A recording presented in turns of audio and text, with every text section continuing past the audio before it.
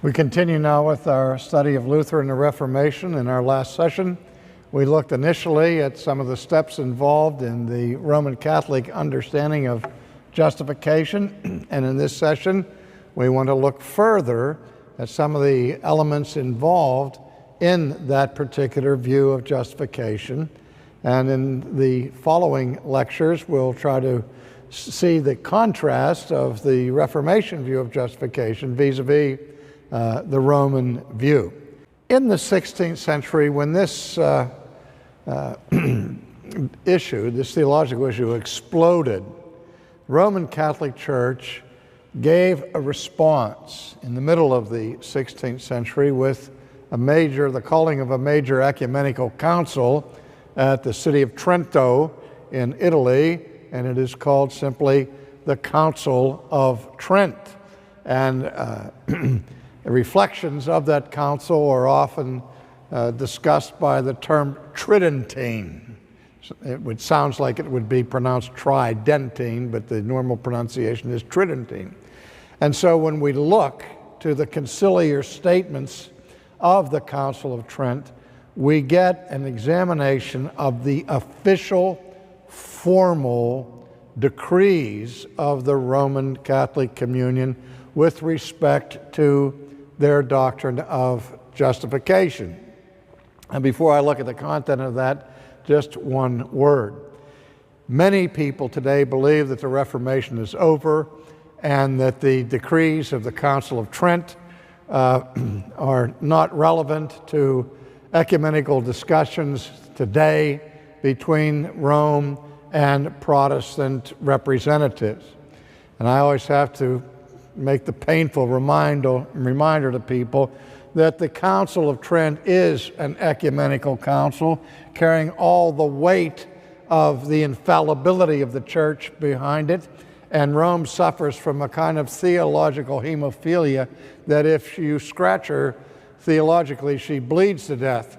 So there's a certain sense in which Rome, in order to maintain her triumphant view of the authority of the Church and of tradition, cannot repeal the canons and decrees of the Council of Trent. And as recently as the Catholic Catechism at the end of the 20th century, we saw a very clear reaffirmation of the authority of the Council of Trent. And so those who argue that the Tridentine teaching on justification is no longer relevant to the situation simply are ignoring what the Church itself teaches. And when I speak about the Church, I'm talking about the Roman community. You'll find priests in America and in the Western areas like Holland and Germany who dispute some of the Orthodox teachings of their own communion. But as far as the Roman Curia is concerned and the authorities in that city, the Council of Trent stands immutable as the teaching on justification. Justification, the Council of Trent was held over several sessions, and different issues were addressed at different sessions. The issue of the sacraments in one session, the issue of Scripture, for example, in the fourth session. Also, the problems of the corruption of the clergy and true reforms were brought to the Church to try to clean up some of the problems of simony that we've mentioned before and other moral problems that had infected the Church. But it is the sixth session of the Council of Trent that has the most relevance to the discussion of the doctrine of justification. And that session is divided into two parts. There is the formal teaching of the Roman Catholic view of justification as one section, and then following that are the canons that are set forth. And these canons have to do with the Church's repudiation of error and of heresy. And in the 20-some canons of the Council of Trent, the formula begins in the same way. If anyone says that ... then the conclusion is, let him be anathema. The first three canons are directed against Pelagianism that had been condemned in earlier church councils and were not particularly aimed at the Protestant Reformation. Now, a careful examination of the canons of Trent reveal, I think, that in many cases where Rome aimed her guns at the reformers, they missed the reformers altogether. There were certain misunderstandings implied in their anathemas. And so some have looked at that and say, well, this whole thing was a misunderstanding and the two sides were talking past each other and didn't really understand the issues. Unfortunately, that may be true to a degree, but not all the way. There's some of those canons that are right on the mark, and they do clearly anathematize the Reformation doctrine of justification by faith. Now, here's the significance of that. If the Reformation articulation of the biblical doctrine of justification is correct, and I, of course, believe it is, to anathematize it is to anathematize the gospel. And any communion or organization that claims to be Christian, if it denies or condemns an essential truth of Christianity, at that point that organization becomes apostate and is no longer a true or valid church. And that's part of the problem with the ongoing discussions between Rome and Protestant bodies. There are many Protestant bodies really don't care about doctrinal differences, and they're happy to enter into discussions and ecumenical agreements with Rome. But if one takes the biblical doctrine of justification seriously, on that point there can be no rapprochement. There can not be any unity unless one or the other sides surrenders, because the two positions are simply incompatible. And you're going to have to choose at some point which one is right. If somebody's right and somebody's wrong, and who's ever wrong has significantly distorted the New Testament gospel. And as the Apostle Paul said to the Galatians, if anyone teaches any other gospel than that which you have received, for there is no other gospel, he goes on to say, even if it's an angel from heaven, let him be anathema. So somebody is under the anathema of God here, and that issue, I'm quick to tell you, has not been resolved. Well, as serious as the canons of the anathemas of the sixth session of Trent are, I think the more difficult element to resolve the two sides is found in the first section of session 6, when the doctrine of Rome is itself defined. Now, Rome goes to great length to define what saving faith is and what saving faith involves. And as I said before, it's a slanderous caricature to say that we believe in justification by faith and Rome simply believes in justification by works, as if faith were not necessary. Rather, Rome clearly teaches in the sixth session that faith is what we call a necessary condition for justification. And faith has three elements or steps in which it is involved. Rome in the sixth session speaks of faith as, quote, the initium, the fundamentum, and the radix of justification. To translate that, it means that faith is the initiation of justification. It's the starting place, that which begins the process of justification. It is the fundamentum, the foundation, the fundamental structure upon which justification is established. And without that foundation, without that fundamental structure, there can be no justification. And not only is it the initiation and the foundation, but it's also the radix, or the root, the radical core of justification. Now, do you hear what that's saying? Is that for Rome, faith is no mere appendage to justification. It's not some insignificant plus that is added to the sacramental power of the church. Rather, faith, as I just said, initiates, is the foundation of, and is the radical core for justification.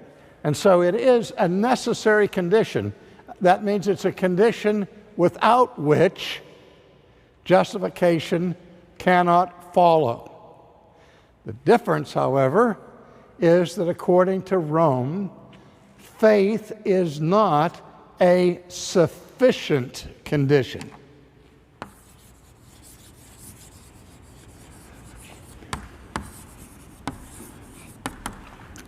A sufficient condition refers to a condition that, if it is met, will surely issue in the desired result. Oxygen, by example, is in most cases a necessary condition for fire, but it's not a sufficient condition. No oxygen, no fire, but you can have oxygen all over the place and still not have fire, because it hasn't sufficient power to cause a fire. Thank goodness, or every time we were in the presence of oxygen, we would be breathing flames. So you understand the difference between a necessary condition and a sufficient condition. Now we know that the Council of Trent teaches that faith is not sufficient in and of itself to yield the result of justification, because in its treatment of the loss of justification through mortal sin, it explicitly declares that a person can have his faith intact, real faith intact, and while in a state of faith, commit mortal sin. And when you commit mortal sin while being in a posture of true faith, faith is not lost, but justification is.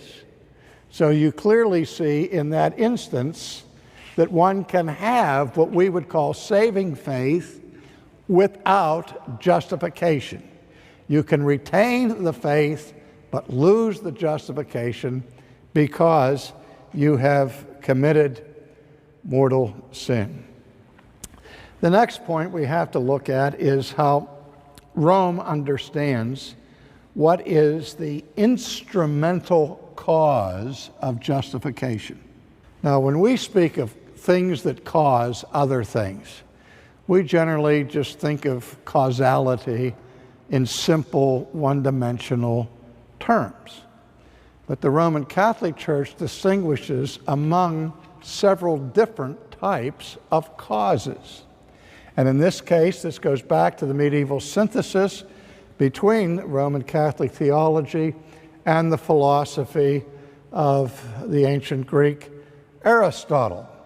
In Aristotle, contemplating the mystery of motion, what moves one thing to cause another, to produce change and mutations, he examined what he called various types of causes. And this becomes important to the discussion for this reason. Aristotle's famous illustration had to do with the making of a statue by a sculptor. And he distinguished among various causes. For example, the material cause, Aristotle defined as that out of which something is made. You can't have a sculpture of stone without stone. And so the matter or the stuff out of which that beautiful sculpture is formed is the stone or the bronze or whatever material you're using would be the material cause. And then he talks about the formal cause. The formal cause would be if the artist would write a sketch at the beginning of what he wanted the final statue to look like. That would be his blueprint. That would be the format that he was following. And so that would be the formal cause.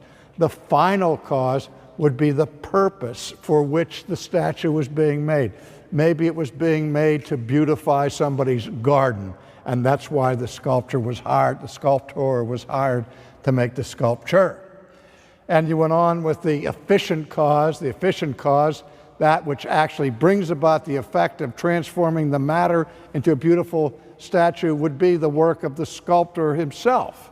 He's the efficient cause, and so on.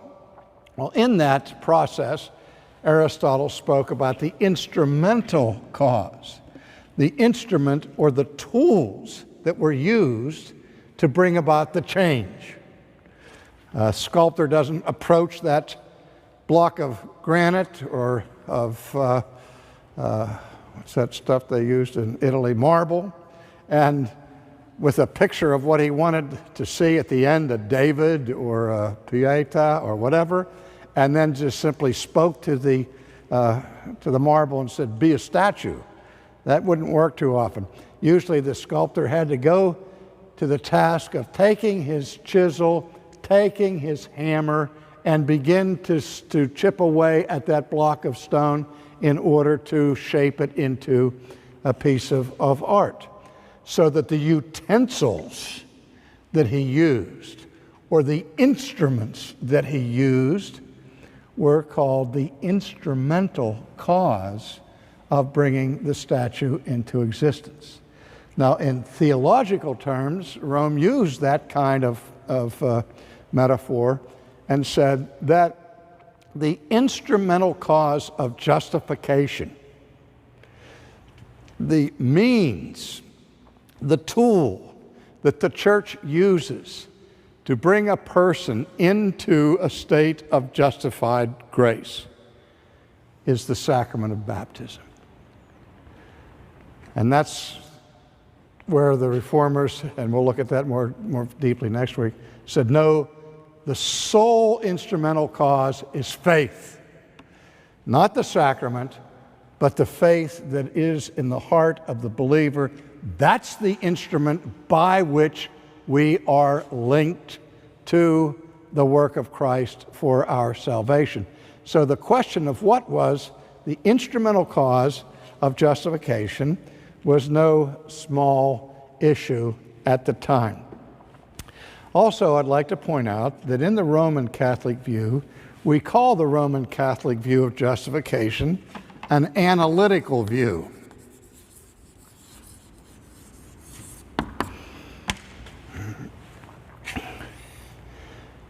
An analytical view is this. An analytical statement is a statement that is inherently true. It is a formal truth that we would call a tautology. 2 + 2 = 4. That statement is analytically true, that is under analysis. You examine what 2 and 2 are, and you see that it is the same thing that you find on the other side of the equation, which is 4. It's a formal truth. It's not something that has to be confirmed by experimentation or observation. It's a mathematical truth, okay? Now, another example of an analytical statement is a bachelor is an unmarried man. Now, you've learned nothing in the predicate that wasn't already in the subject. You've said nothing new that defines the term bachelor than the word itself contains inherently. Do you see what I'm saying?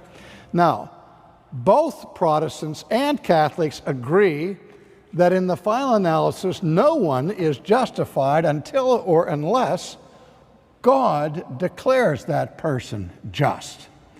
And that declaration of God is a legal declaration by his own judgment.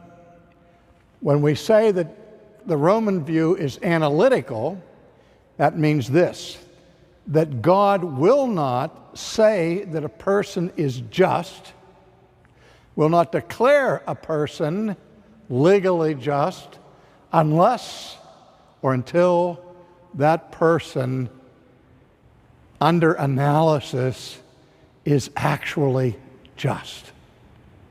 He doesn't just count people just who aren't really just. That's why Rome goes on to say in the 16th century that before God will ever declare anybody justified, justice or righteousness must inhere within the soul of the person. The Latin there is inherens. It must be inherent within the person, so that nobody really becomes justified until, under analysis, God reads their lives, reads their souls, and sees nothing but righteousness there. If a person dies in mortal sin, he goes to hell. If a person dies with any sin, with any imperfection or blemish on his soul, that person cannot be admitted into heaven, but must first go through the purging fires of purgatory, where those impurities are cleansed away until such time as righteousness is truly inherent in the believer. You see what's at stake here. If I thought that what I had to do to get into heaven was to arrive at a state, no matter how much grace the church has for me, of pure righteousness without any imperfections, I would completely despair of ever having salvation. If you taught me that that's how I am saved, for me, that would not be good news. It would be horrible news. And do you see why what we see in this discussion and this debate, one of the most significant theological issues you can ever discuss, is on the table.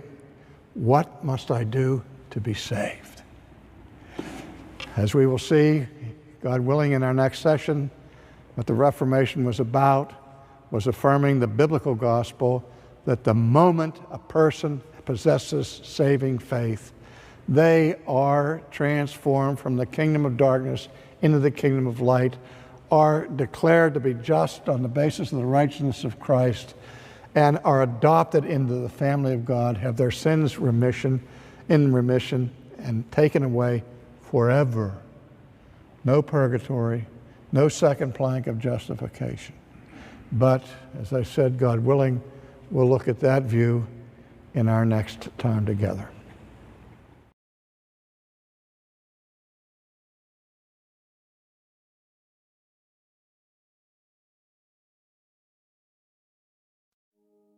I'll be all right.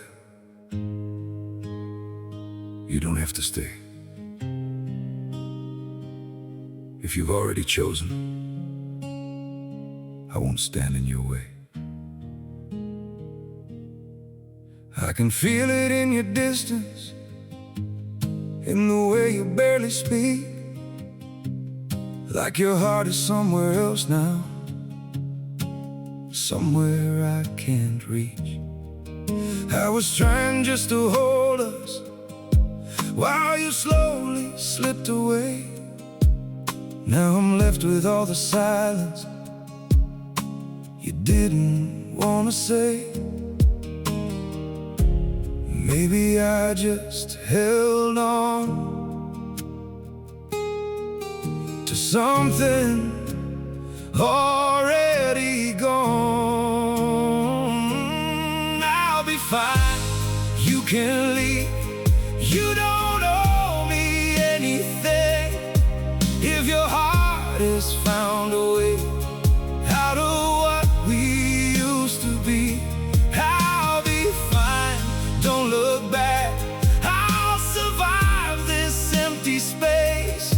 Not tonight, maybe not soon, but I'll learn to be okay. We don't need to fake the feeling, I can see it in your eyes.